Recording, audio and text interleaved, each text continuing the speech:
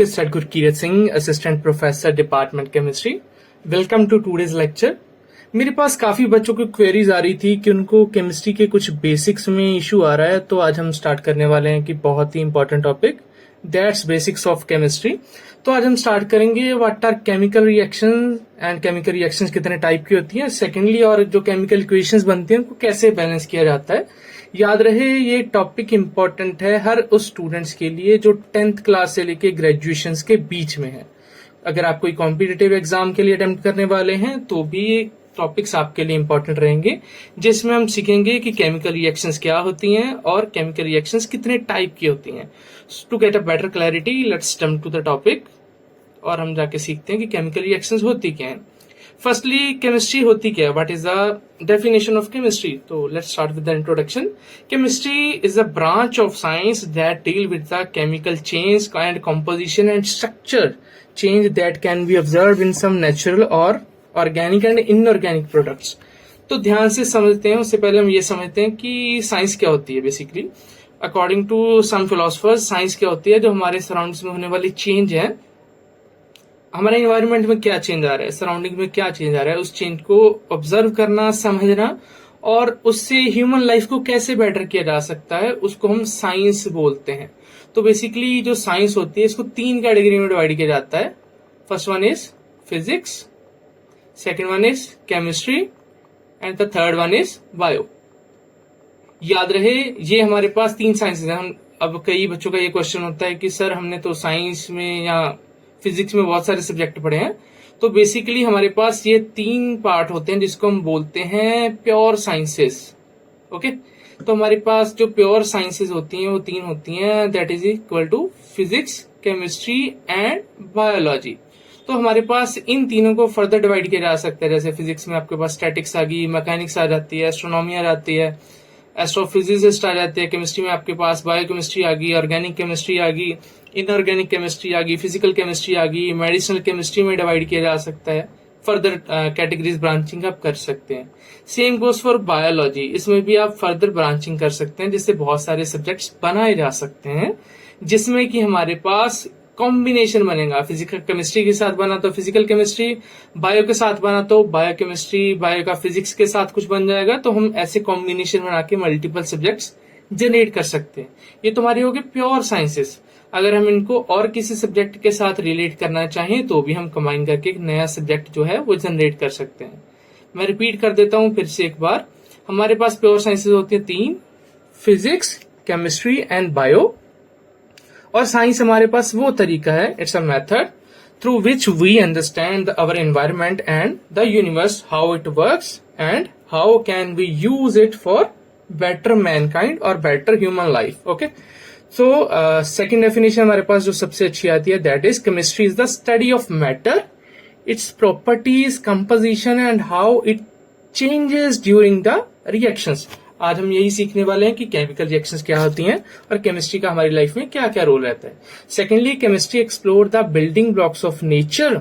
याद रहे हम, क्योंकि साइंस है ना, बेसिकली केमिस्ट्री है तो प्योर साइंस ही।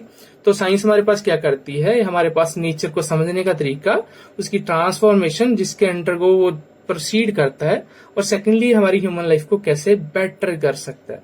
उसके बाद क्या आता है, the science of substances, the energy that drives the interactions, उसको भी हम केमिस्ट्री ही बोल देते हैं। And the last important one and my favourite one is chemistry reveals the secrets of molecules, atom and bonds that shapes our world. देखिए कितनी प्यारी definition है।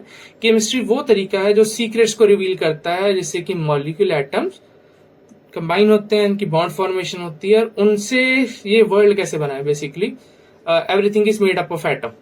आप, मैं, आपके रूम में पड़ा हुआ टेबल, आपका मोबाइल फोन, सभी चीजें किसी मटेरियल से बनी है, उसकी सबसे छोटी यूनिट होगी एटम।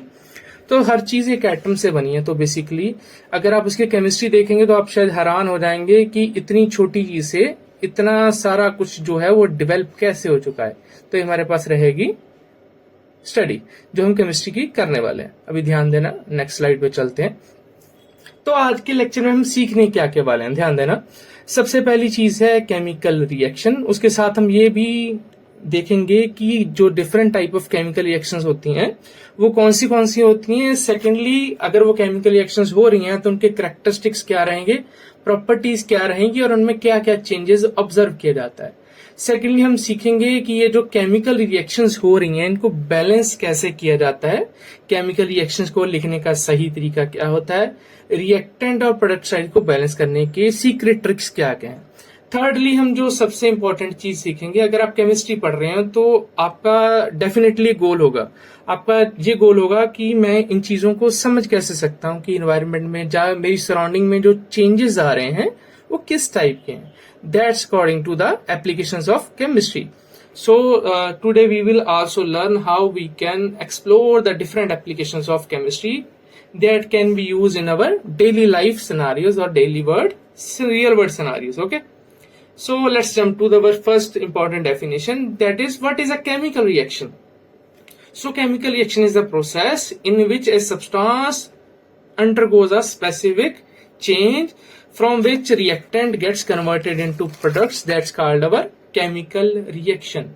तो अगर मैं हिंदी में रिपीट करूं तो chemical reaction is a specific process, एक तरीका है जिसमें से हमारे जो रिएक्टेंट्स होते हैं they get converted into products, products में चेंज हो जाएंगे under some specific conditions. Specific conditions क्या हो सकती हैं? सबसे पहली जो इंपॉर्टेंट स्पेसिफिक कंडीशंस होती है that's our temperature, second one is pressure,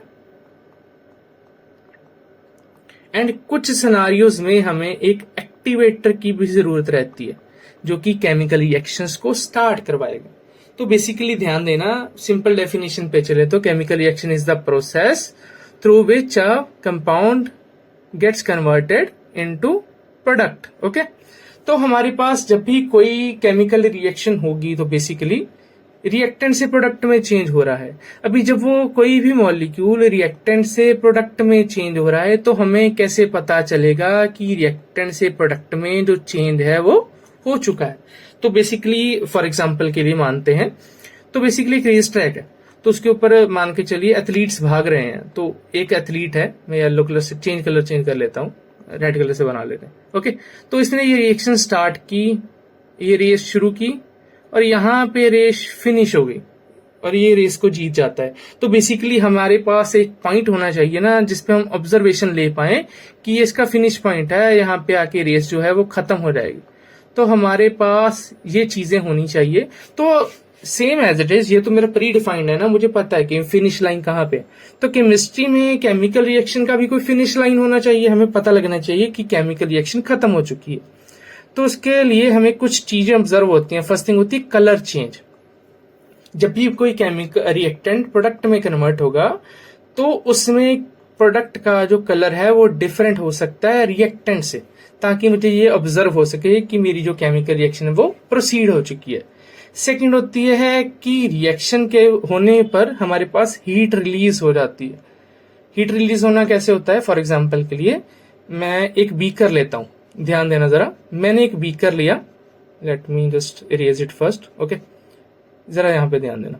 मैं एक बीकर ले रहा हूं. ओके, इसमें मैंने पानी भर दिया, फॉर एग्जाम्पल के लिए इसमें पानी डाल दिया. तो इसमें मैं एक एसिड डाल देता हूं, साथ में मैं इसमें बेस भी डाल देता हूं थोड़ी सी कम क्वांटिटी में. और एसिड और बेस डालने पे हमें पता है कि हमारे पास न्यूट्रलाइजेशन होती है. तो जैसे ही न्यूट्रलाइजेशन होगी हमारे पास हमें पता है कि टेम्परेचर बढ़ जाता है. तो हमारे पास हीट इवॉल्व होती है जिसकी वजह से टेम्परेचर इंक्रीज कर जाता है. ये भी हमारे पास एक एंड पॉइंट होता है रिएक्शन का. और सेकेंडली रिएक्शन के एंड पे हमारे पास गैस फॉर्मेशन हो जाती है. सिंपल एग्जांपल लेते हैं, मार्केट में जाते हैं, आप एक सोडा की बोतल लेते हो. ओके, चलिए मान के चलिए ये हमारी सोडा की बोतल है. इसमें आपकी कोई भी फेवरेट ड्रिंक हो सकती है, लिम्का, कोक, फैंटा, स्प्राइट, जो आपको अच्छा लगे. मान के चलते हैं मैंने लेमन सोडा ले लिया. ओके, तो मैं घर पे गया तो मैंने इसमें सॉल्ट ऐड कर दिया. तो हमने देखा है कि सॉल्ट ऐड करते ही हमारे पास उसके ऊपर एफरवेसेंस होती है. एफरवेसेंस जो उसके ऊपर बबलिंग स्टार्ट होती है, इसको हम केमिस्ट्री की लैंग्वेज में बोल देते हैं कि एफरवेसेंस होना. तो एफरवेसेंस जब होती है तो हमें पता लग जाता है कि जो इसमें एसिडिटी थी वो हमारा बेस डालने पे, जहाँ जो बेसिसिटी थी वो हमारा एसिड डालने पे, क्योंकि सॉल्ट के पास दोनों कैरेक्टरिस्टिक्स होते हैं, वो न्यूट्रलाइजेशन हो चुकी है. तो दैट्स अवर केमिकल रिएक्शन. चलिए अब चलते हैं नेक्स्ट स्लाइड पे. हमने ये तो समझ लिया कि what are chemical reactions. Now we are going to discuss what are the different types of chemical reactions और उसे समझा कैसे जा सकता है. तो केमिकल रिएक्शन की डिफरेंट टाइप्स क्या होती हैं उसको समझने से पहले जरा हम बेसिक समझते हैं. तो बेसिकली केमिकल रिएक्शन को प्रोसीड करवाने के लिए हमारे पास दो बहुत ही इंपॉर्टेंट चीजें होती हैं जिनको हम बोलते हैं रिएक्टेंट्स एंड प्रोडक्ट्स. तो टेक अ लुक हियर, जरा यहाँ पे ध्यान देना. तो रिएक्टेंट्स आर दो substances which undergo the chemical changes in a chemical reaction. तो बेसिकली हमारे पास जो हम रॉ प्रोडक्ट्स यूज करने वाले हैं जिससे रिएक्शन होने वाली है हम उनको रिएक्टेंट्स बोलते हैं. याद रहे, जिस कंपाउंड से मैं रिएक्शन स्टार्ट करने वाला हूं हम उसको बोलते हैं रिएक्टेंट्स, और जो रिएक्शन होने के बाद हमें आउटपुट मिलेगी वो हमारे प्रोडक्ट्स होंगे. ठीक है जी. चलिए आज जरा केमिकल रिएक्शन समझते हैं. रिएक्टेंट वो होंगे जो रिएक्शन स्टार्ट करवाएंगे और प्रोडक्ट्स वो होंगे जो हमें रिएक्शन खत्म होने पे as a end desired value के तौर पे मिलेंगे. जरा यहाँ पे ध्यान देना. यहाँ पे मैंने एक सिंपल केमिकल रिएक्शन को चूज किया है, that is addition of hydrogen with oxygen that gives us 2 molecules of H2O which is our water. जरा यहाँ पे ध्यान, हाइड्रोजन हमारे पास भी है गैसीय स्टेट में और ऑक्सीजन भी हमारे पास गैसीय स्टेट में ही अवेलेबल है, मगर वाटर हमारे पास लिक्विड स्टेट में अवेलेबल है जो कि आप देख सकते हैं विच इज H2O. आप डेली पानी तो पीते हो तो आप सभी को पता है कि वाटर हमारे पास रूम टेम्परेचर पे लिक्विड स्टेट पे होता है. तो हमारे पास वाटर हमें चाहिए था. वाटर बनाने के लिए क्या क्या लगा, हमारे पास हाइड्रोजन की रिक्वायरमेंट थी और ऑक्सीजन की रिक्वायरमेंट थी. इन दोनों के कॉम्बिनेशन से हमें क्या मिला, वाटर मिला. तो हमारे पास हाइड्रोजन एंड ऑक्सीजन जो एरो की लेफ्ट साइड पे लिखे हुए हैं ये हमारे पास रिएक्टेंट हो जाएंगे और दूसरे वाले हमारे पास क्या हो जाएंगे, ये हमारे रिएक्टेंट्स है.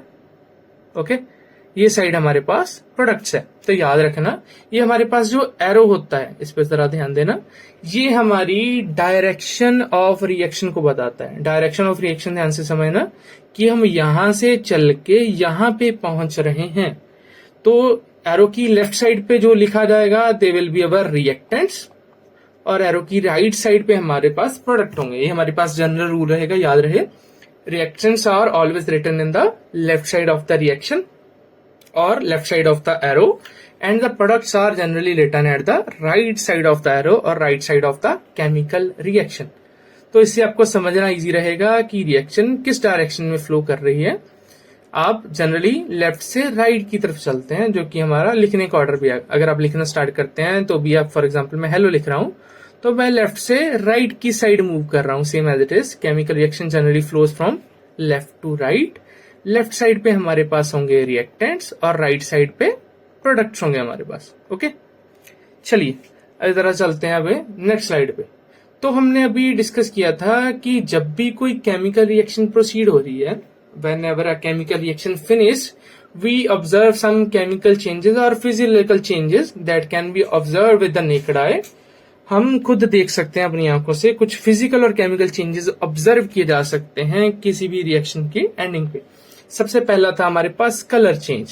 ओके, तो कलर चेंज होता है जब भी हमारा रिएक्टेंट किसी प्रोडक्ट में कन्वर्ट हो जाता है. तो जो रिएक्टेंट कोई भी मॉलिक्यूल होगा, फॉर एग्जांपल के लिए मैंने यहाँ पे एक छोटी सी केमिकल एग्जांपल ली. फॉर एग्जांपल मेरे पास कॉपर सल्फेट पड़ा है. ओके, कॉपर सल्फेट का कलर होता है पर्शियन ब्लू. जिनको नहीं पता, Persian blue it's a colour shade between sky blue and little sea green one.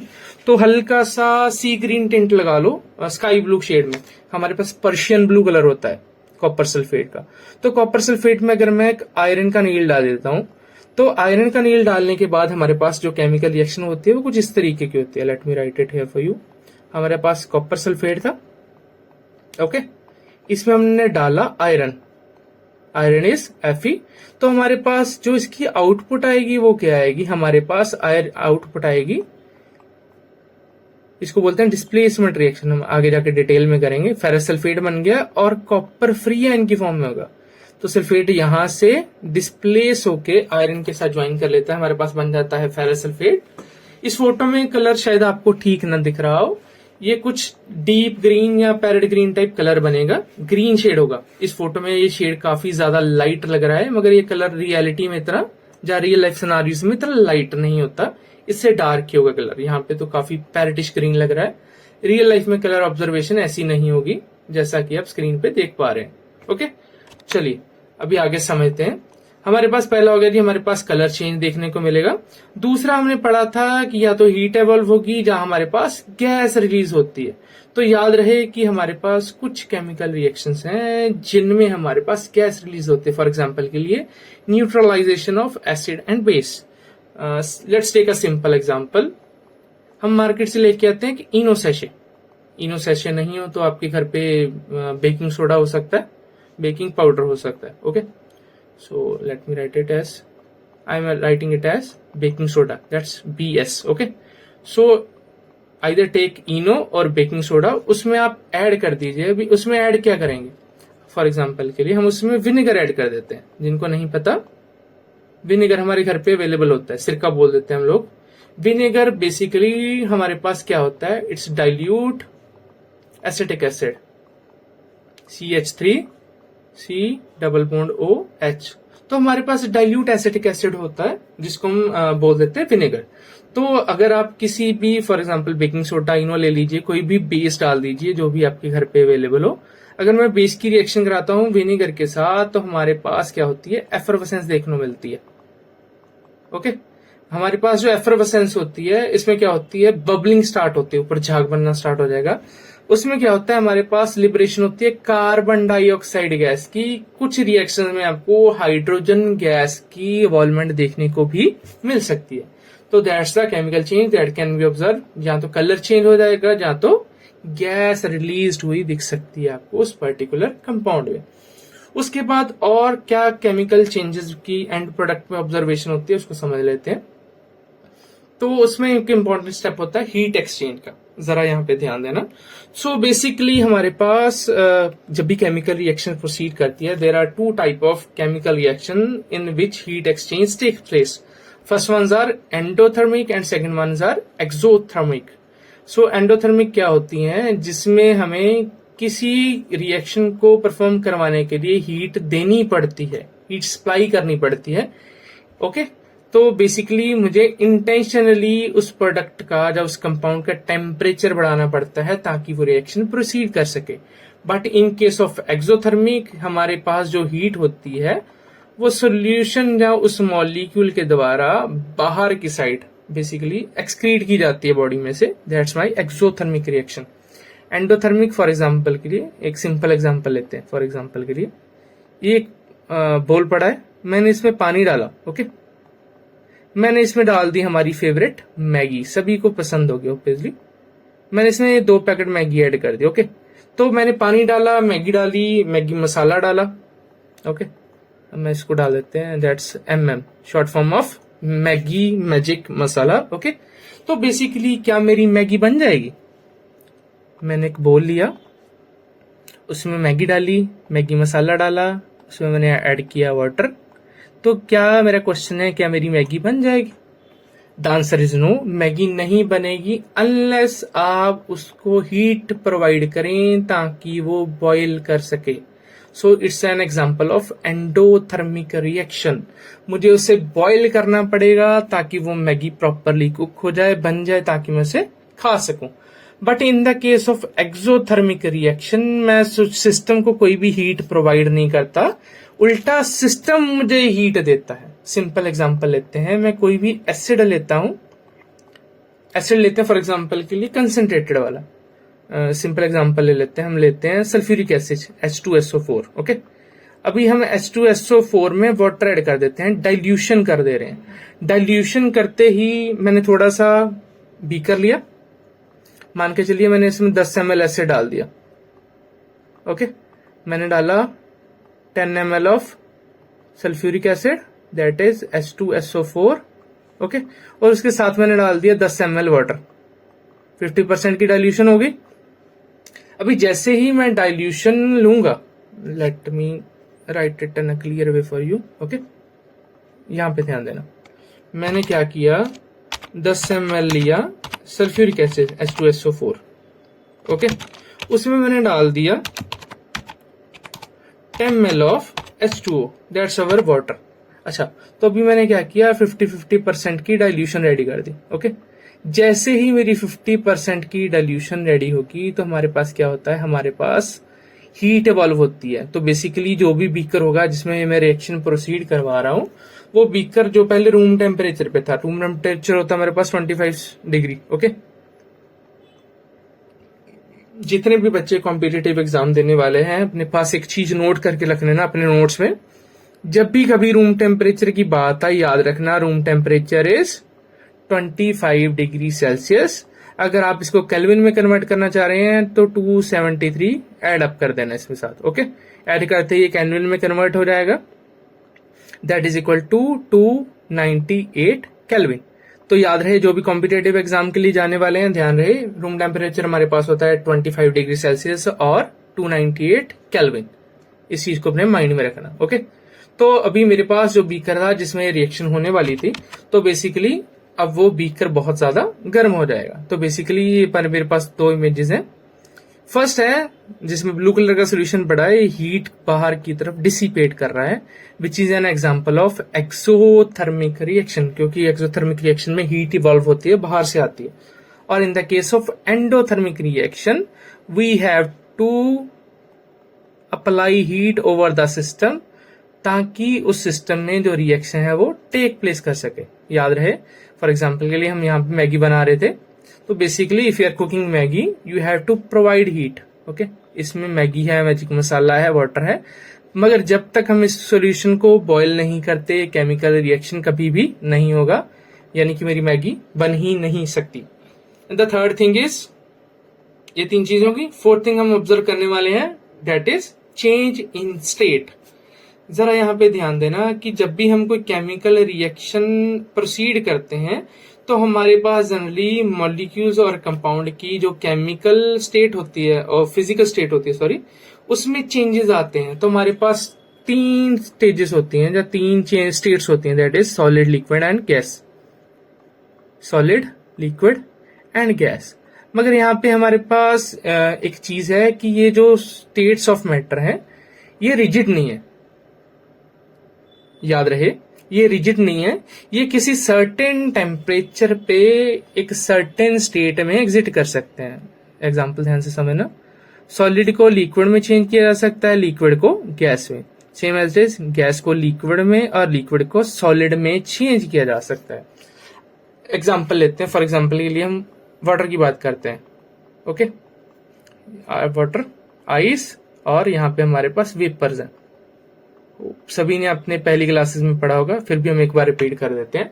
हमारे पास रूम टेम्परेचर पे वाटर है लिक्विड स्टेट पे, मगर जब मैं चाहूं उसका टेम्परेचर लो करके उसको 0 डिग्री से नीचे ले जाऊं या 0 डिग्री पे भी ले जाऊं तो वो सॉलिड स्टेट में चला जाता है, दैट्स अवर आइस। और अगर इसमें 100 डिग्री या 100 डिग्री से ऊपर ले जाता हूं तो हमारे पास जो लिक्विड होता है, वाटर जो लिक्विड स्टेट पे था at room temperature, that gets converted into gaseous state. Okay, तो ये चीजें होती है जब हमारे पास केमिकल चेंजेस ऑब्जर्व किया जाता है। उसके बाद what are the different types of chemical reactions, ये हम हमारे नेक्स्ट लेक्चर में स्टार्ट करेंगे। If you have any doubts आप प्लीज वीडियो के नीचे कमेंट कर देना, मैं तहे दिल से आपकी मदद करने की कोशिश करूंगा।